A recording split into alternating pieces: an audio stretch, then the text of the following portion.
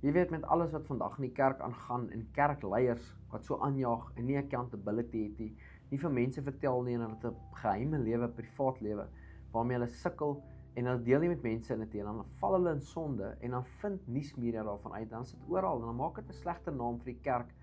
En jy weet jy hoor so baie van pastore dat hulle vrouens verneek en geld steel by die kerk en die daai en dat en dit is sleg om dit te hoor. Jy weet ek hoor een keer van 'n storie van 3 pastore wat om 'n kampvuur sit. En hy sê die een vir die ander een, hoor hierso, ek wil net ietsie bely man. Jesus, ek kan nie ophou lelik praat nie. Elke nou en dan kom al lelike vloekwoordjie uit my mond uit. Sê dan en Jesus, hy voel ook nou so sleg. Hy wil ook ietsie deel. Hy kan nie sy hande uit die kerk se geld saak uit en hy steel verskriklik by die kerk. En die ander een sit so tydjie so hy sê ouens, ek kan nie wag om iemand hiervan te vertel nie. Hy sukkel om sy mond te hou. En ek wil vandag vir jou sê, nee, sonde, ja, in die boek van Jakobus sê, as jy sonde het, bely dit teenoor mekaar, sodat die mense vir jou kan bid en jy genesing kan ontvang. Maar die sonde van skinder is 'n groot ding en mense kom dit nie agter nie. Jy weet, Spreuke 18:21 nie, sê hy, lewe en dood is in die mag van jou tong en die wat dit graag gebruik, sal die vrug daarvan eet. As jy van ander mense loop en sleg praat, Galasiërs 6:7, net wat jy saai, sal jy maai. En dan sê Spreuke 26 vers 2, dat 'n onverdiende vloek, nee, is soos 'n voël wat sy nes verlaat en nie landplek kry nie, en dan teruggaan waar hy vandaan gekom het. So wanneer jy van ander ouens kinders sleg praat van hulle verdien dit nie, nee, want jy kan, op grond van wat gaan jy sê hulle verdien het? Want as jy moet kry wat jy verdien, gaan jy hel toe. So ek en jy kan in menslike aspekte nie nog vertel hoe daai ou dit verdien dat ek van hom skinder nie. Jy kan nie sê daai ou verdien dat ek sleg praat van hom nie. Nee, jy verdien om hel toe te gaan. As dit nie vir God se genade was nie, was jy lankal in die hel gewees. Tande wat nooit ophou kners nie, wurms wat nooit ophou eet nie, vlamme wat nooit ophou brand nie, vir altyd en ewig geskei van 'n lewendige, liefdevolle Vader. En dit kan jy wees. Maar nou gebruik jy woorde van dood. Jy praat heeltyd dood oor dit. Wie gaan die vrug daarvan geniet? Jy. En 'n ander ou gaan onder. En dan kry jy jouself seker nog lekker ook as hulle ondergaan. Nee, chom, jy moet regkom. Ons kan nie so skinder nie. Jy moet jou mond in toom hou. Daar's so 'n weet jy, ek wil vir jou eintlik dit lees. Daar's 'n skrif lê. Hy Spreuke 18 vers 21 sê lewe en dood. Maar die Spreuke 18 vers 8 sê hy, die woorde van 'n kwaadstoker is soos lekkernye. Dit gaan af tot in die binneste van die liggaam. Dis lekker nou. Maar wat doen lekkers aan jou oor tyd? Suiker. Suiker veroorsaak inflammasie in jou bene. Dit vrot jou tande.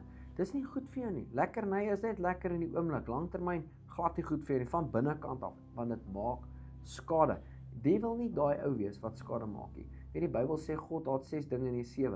En daai 7de ding wat hy haat, nê, is iemand wat rusie tussen broers bring. Is iemand wat twis saai tussen broers. God haat dit. En as jy een van daai ouens is, dan moet jy vandag jou sonde bely, God vra om jou te vergewe. En as dit nodig is, die persoon van wie jy gepraat het, ook vir vergifnis praat. Moenie soos die ou wees wat jy kan wag om iemand anders te vertel van 'n soetsappige storie nie. Jy is deel van die groter probleem. Meeste van daai stories het soveel ander stories by dat dit ver van die waarheid af is. Ek weet, baie ons op by my gekom met snaakse stories, dan weet ek wat die waarheid is. Daar lig voor my. En dan sê hulle nog hulle dit regheid van die ouens afhoor. Nee. Ons moet mense wees wat ons woorde sout met genade is. Die Bybel sê dat jou woorde kan woorde van genesing wees of woorde wees wat mense afbring. Jou tong, sê Jakobus 3, word deur hel aangesteek en bepaal die hele rigting van jou lewe. Jy moet vandag kies in watter rigting wil jy ingaan. Is jy die persoon sleg praat van ander ouens of is jy die een wat daai ouens wanneer niemand by is nie, hulle beskerm en hulle opbou wanneer hulle self nie eens in die kamer is nie. Bou jy hulle op? Hulle is die beste, hulle is die sterkste, rykste, gesondste, mees gesalfde mense wat jy ken. Jy kan nie so praat van ander mense nie. Ons moet regtig ons tonge in toom begin kry. En ek wil jou vandag aanmoedig. As jy 'n klikkierbek is, 'n liegbek is, soos die Afrikaanse ouens sal sê, as jy jou tong nie in toom kan hou nie, en jy weet, jy hou van skinder, dan vandag moet dit stop. Jy moet vandag 'n keuse maak, dat as dit nie in God se mond pas nie, dan hoor dit nie in jou mond nie. Jy moet vir jouself die vraag vra, is dit wat ek nou praat, is dit waar? Is dit wat ek nou praat nodig? En is dit wat ek nou praat in liefde? En is dit wat ek nou praat reguit uit God se hart uit? Dis 'n keuse wat jy moet vra. Vader, ek dank U in Jesus se naam. Vandag, Here, wil ek kom bely, as daar enige plekke is waar ek geskinder het, of ingeluister het na 'n soetsappige kinderstorie, vra ek Jesus om my te vergewe daarvan, skoon te was van alle ongeregtighede. Vader, ek dank U dat U my help om my lewe in lyn te trek, my tong in toom te hou. En Here, soos Jakobus 3 sê, wie jou tong is 'n stang in 'n perdspek, rudder van 'n skip, bepaal die rigting van my lewe. Die Here dat my tong net lewe sal praat, nooit dood nie, lewe en nooit dood nie. 'n Seën en nooit vloek nie, en dat ek die vrug daarvan sal geniet. En sê nie elke ander persoon ook, Here, wat U luister. Of kyk, Here, dat daar sou waar dalk areas in hulle lewe het waar hulle vashak en praat van ander mense, dat hulle nooit so sal praat van ander mense nie. Dat daai onverdiende woorde wat hulle praat, so nie sal uitgaan en weer terugkom en op hulle land nie. Weet Here, Matteus 12:36 sê dat ons oordeel sal gee of rekenskap sal gee vir elke negatiewe woord of ydelle woord wat geen ewigheidswaarde gedra het nie, die dag op oordeelsdag. Here, dat ons rekenskap gaan gee. Here, ek wil nie voor U staan en met rekenskap gee vir hoekom ek goed gesê het wat U nooit sou sê nie. Seën vandag ons lippe, ons tonge, Here, waar ons gaan, dat ons net lewe sal bring in Jesus se naam. Amen.